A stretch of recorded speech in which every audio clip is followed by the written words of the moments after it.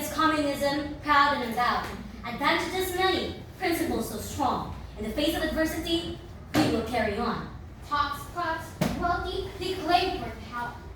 Middle class struggle, carried out for some help. Promoting democracy, standing strong.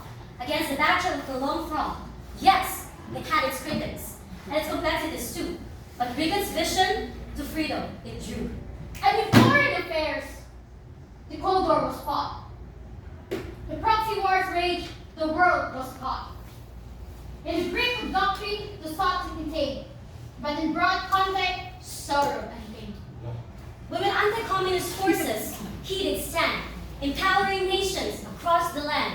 A strategy to roll back the red tide, human rights and freedom as our guide.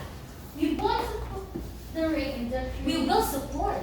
We won't support the Reagan doctrine. For the Reagan doctrine, we'll fight the good fight. We carry on, we unite. As you can see here, these are the moral implications of the Reagan doctrine. First, the Reagan administration provided military, financial, and logistical support to anti-communist insurgencies and governments. What makes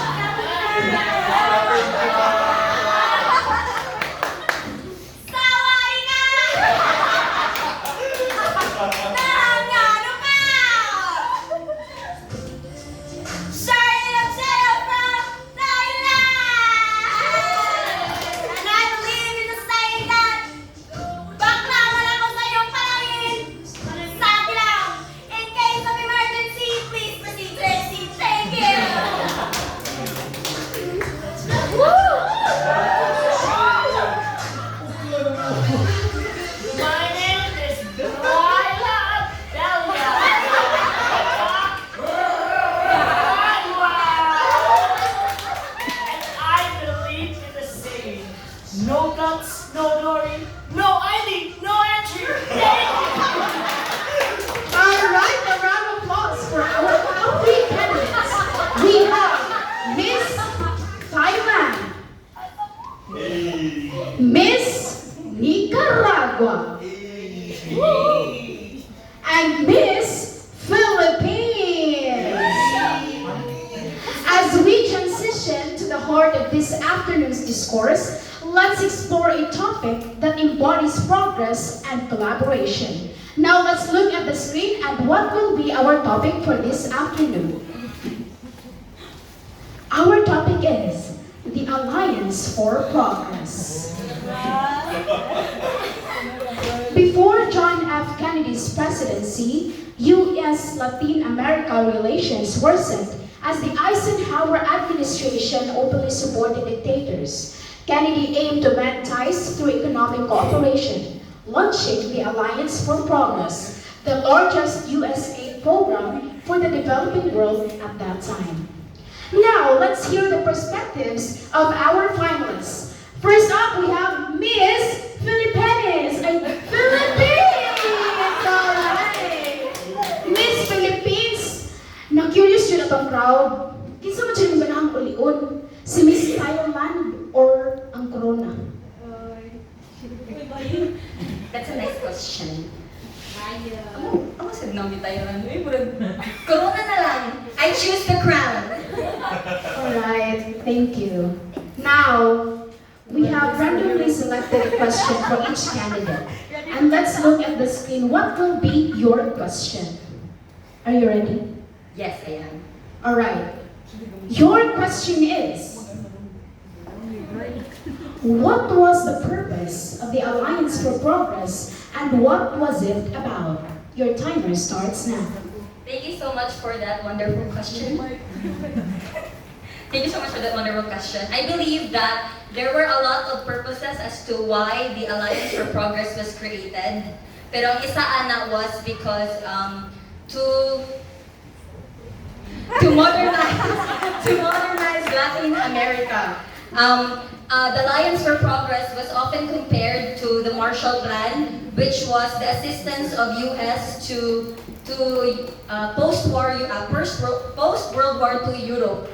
At the same time, because kanang ang Latin America manggod kay poor good sila nga region, and even Kennedy even characterized the region as the most dangerous region in the world. So feeling ni Kennedy, very susceptible to communism ideology ang Latin America. So isa po sa reason as to why they created the alliance was to kanang kay if ma-improve daw ang Latin America, maybe dili na sila maghuna-huna og communism and they will continue to be an ally to US. Also, in August 1961, in Punta del Este, Uruguay, gilaunch ni Kennedy ang Alliance for Progress, and they promised na ipautang nila ang Latin America of $20 billion, which they will receive through private and public capitals. And ang 20 billion, by the way, is worth $100 billion kung ato ikuan today. So kana siya kay kanang, so ang ilang goal ato basically is to improve health, education, and welfare, fostering human rights and social reforms sa Latin America. So mo to siya. That is all. Thank you.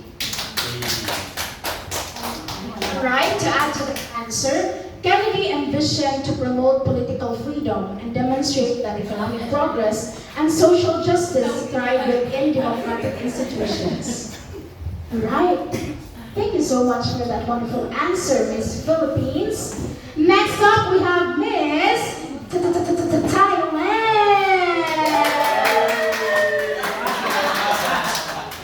Alright, Miss Thailand. Kinsa ka imong feel na mataktak karong hapuna? Si Miss Philippines or ikaw?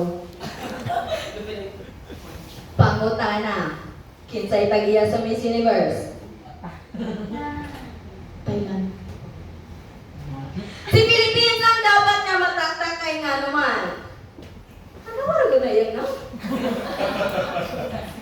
Si Philippines ang dapat mataktak kay tas sa tapay palang daan, duha-duhaan na. Sa tapay palang daan, Thailand na. Nga naman, dako magod mi kota. O na kinahanglan mi ba kadaon sa Miss Universe. Thank you.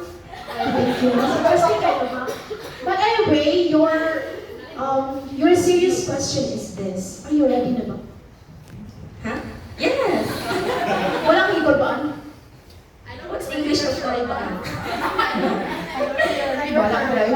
Anyway, your question is that, Miss Thailand, what were the limitations of the Alliance for Progress? Your timer starts now.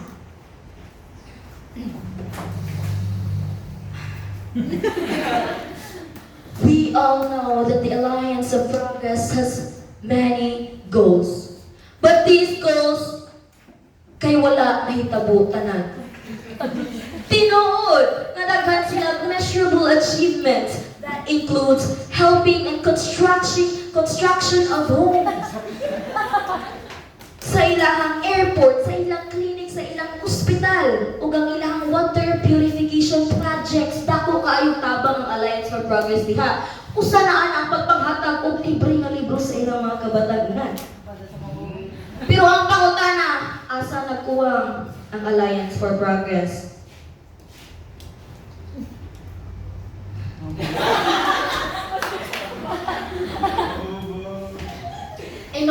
us to know why the Alliance of Progress failed, we have to know its limitations.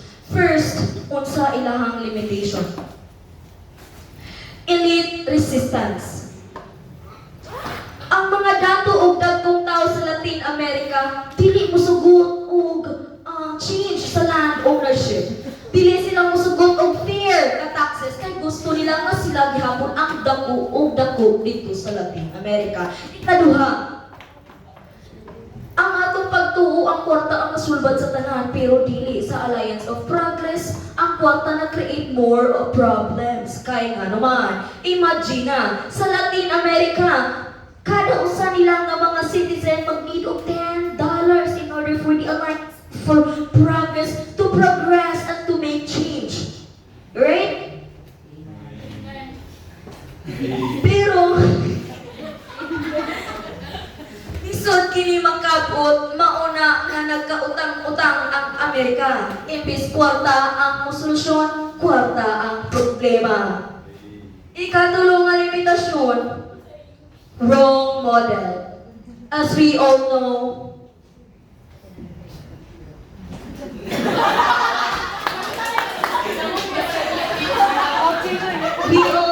that Marshall Plan was a successful plan between America and Western Europe. Apan, gigamit kini ni John F. Kennedy sa Alliance for Progress, which is dili angay kay wala siya na align sa mga challenges nga gi-face sa Latin America. So ikatulo na itong alimentasyon, unsay sunod, ikaw pa. Ikaw pa nga limitasyon nga nung nahugno ang Alliance for Progress is that why klaro ang United States? Ever since wala dyan sila klaro. Nga nung wala may klaro ang US dito nga time. It's because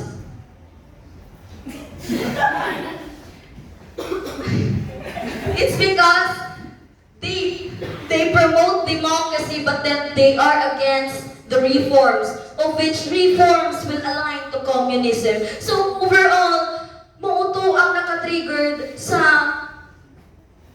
Alliance for Progress to progress and to change. Maunang daghan o problema o nahugno kini. That would be all. Thank you.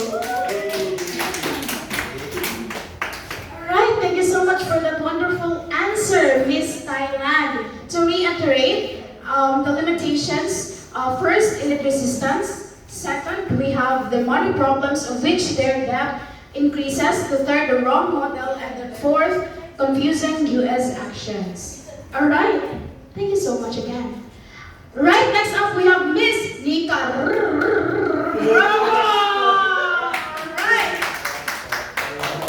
Alright, Miss Nicaragua, you're so beautiful. Wow. Thank you. Alright.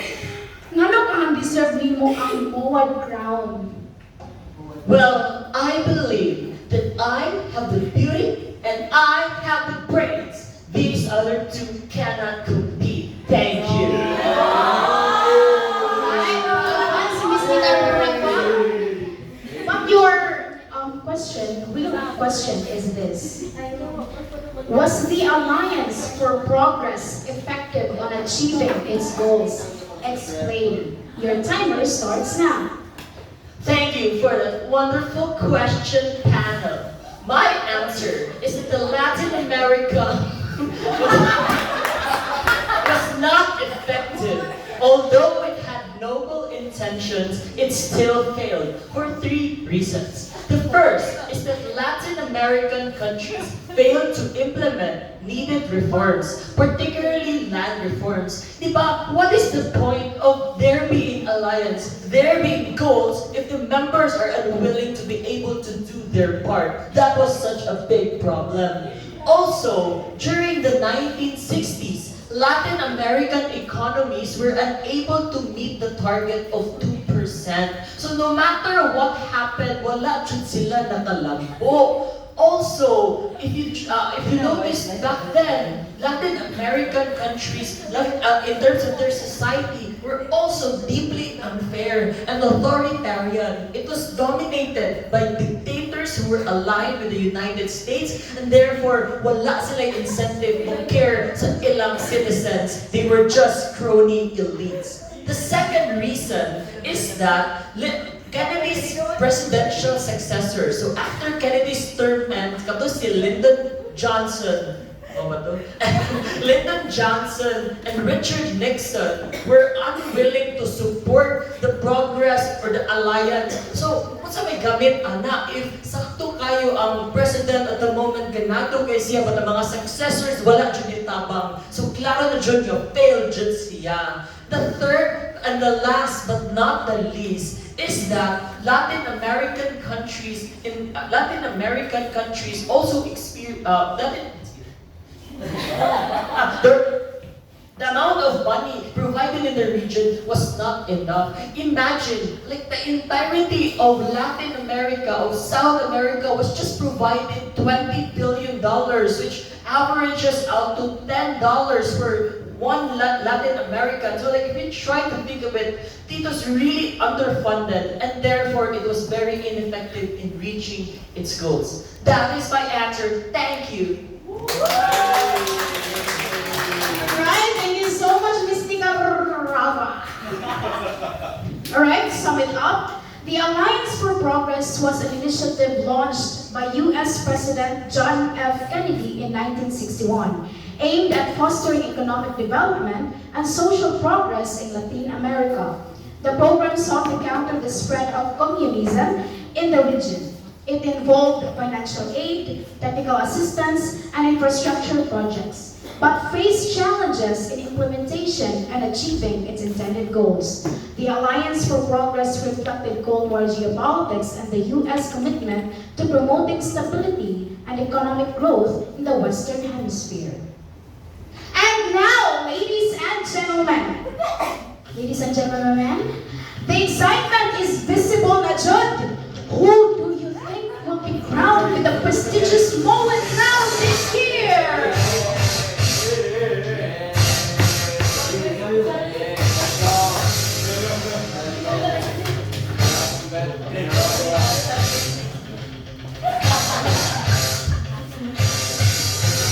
Alright, but first, before knowing the real queen of this afternoon, let's first ask her, who do you think, sir, will win this afternoon in our Miss Universe 2023? Well, good afternoon. I was only on the cameraman perspective. I'm just taking footages. Anyway, based on the responses of the candidates, I would prefer to choose Miss Nicaragua. Alright, thank you so much, sir, for that opinion.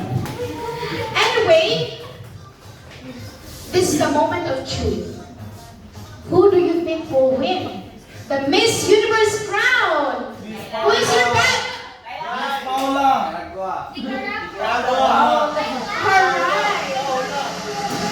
Now, ladies and gentlemen, let's first announce our second runner-up for this year. We have Miss Filipina!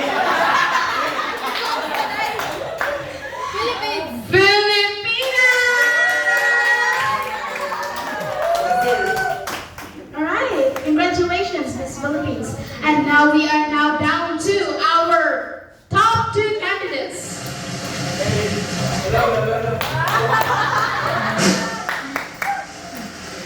Miss Universe 2023 is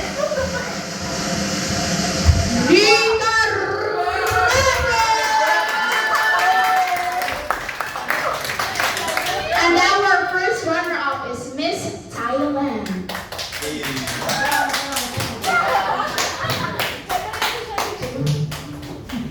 Congratulations.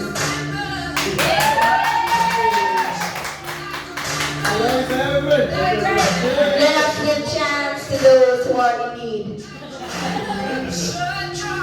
Thank you. I certainly need this, unlike that second placer and the first placer. So, I would like to thank everyone for watching and supporting me, especially to my fellow Nicaragua ones. Thank you! Alright, you will now take your first walk as Miss Universe 2023.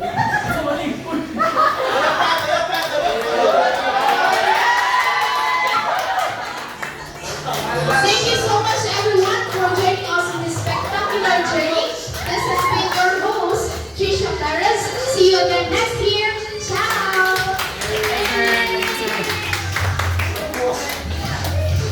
Okay ah.